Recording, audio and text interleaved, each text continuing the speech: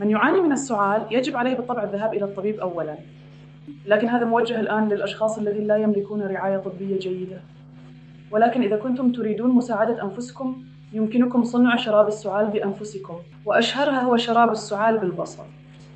خذوا بصلة وقطعوها إلى قطع صغيرة، وضعوها في وعاء واملأوا الوعاء بالعسل. اتركوه طوال الليل ثم أعطوا المصاب 10 ملاعق صغيرة على مدار اليوم.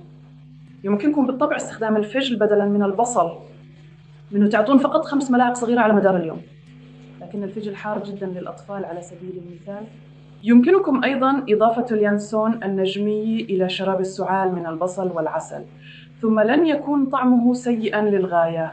عسل الشمر أيضاً جيد جداً، يمكنكم الحصول عليه من متجر الأدوية.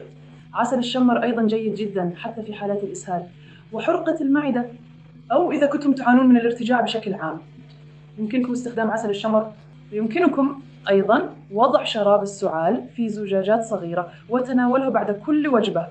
يبدو الأمر بالطبع غريباً بعض الشيء للآخرين عندما تخرجون الزجاجة الصغيرة بعد كل وجبة، لكنكم تعلمون أنه لا يوجد زيت الشمر فيها.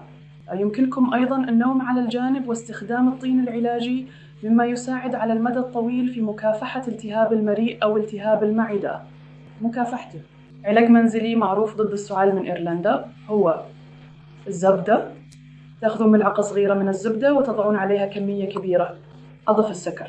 هذا مفيد مثلا للسعال الجاف. بعد فترة حتى الأشد كثافة تذوب ثم تتحسن تدفق الدم.